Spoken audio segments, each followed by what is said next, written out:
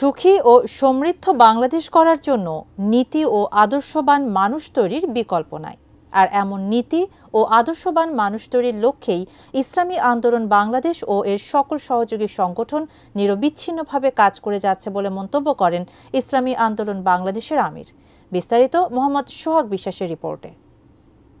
ইসলাম ভয়ের জন্য আসে নাই, ইসলাম আছে মানুষের শান্তির জন্য। এই স্বভাবই দুই একটা চোরের যদি আসলে হাত কেটে দেওয়া হয়, তাহলে বাংলাদেশের জান মাল সম্পদ নিরাপদ। ইসলাম ভয়ের জন্য আসে নাই, শান্তির জন্য এসেছে বলে মন্তব্য করেছেন ইসলামী আন্দোলনের আমির মুফতি সৈয়দ মোহাম্মদ রেজাউল করিম। তিনি আজ মঙ্গলবার সকালে জাতীয় প্রেস ক্লাবের জহুর হোসেন অডিটোরিয়ামে ইসলামী যুব আন্দোলন বাংলাদেশ ঢাকা মহানগর দক্ষিণের উদ্যোগে আয়োজিত মদিনা সনদ ও মক্কা বিজয়ের চেতনা হোক বাংলাদেশ বিনির্মাণের পথ নির্দেশ শীর্ষক সিরাত কনফারেন্সে প্রধান অতিথির আলোচনায় এসব কথা বলেন।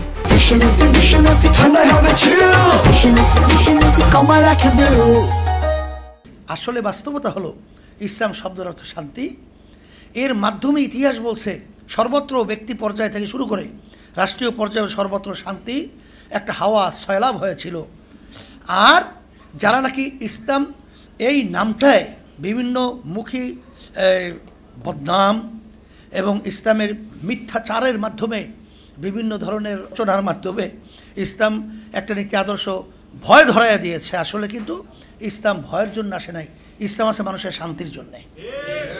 ইসলাম কিন্তু সব চোরের হাত কাটার নির্দেশ দেয় নাই। চোরও কিন্তু আবার দুই প্রকার।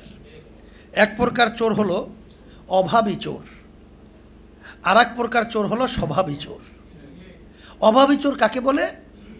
পেটে খানা নাই, পেটে ক্ষুধায় মরণাপন্ন, এই অবস্থায় যান বাঁচাতে যে এক পর্যায়ে চুরি করে ফেলছে, এইটার নাম হলো অভাবী চোর।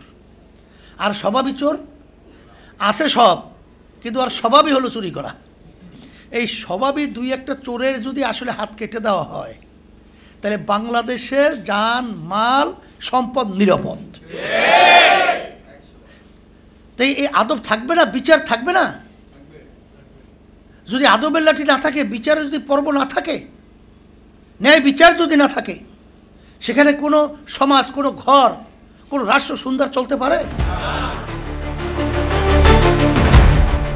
ইসলামী যুব আন্দোলন বাংলাদেশ ঢাকা মহানগর দক্ষিণ সভাপতি মাওলানা মোহাম্মদ আল আমিন সোহাগের সভাপতিত্বে এবং সাধারণ সম্পাদক মোহাম্মদ অলি উল্লাহ তালুকদারের পরিচালনায় অনুষ্ঠিত সিরাত কনফারেন্সে বিশেষ অতিথির বক্তব্য রাখেন ইসলামী আন্দোলন বাংলাদেশের কেন্দ্রীয় নেতারা।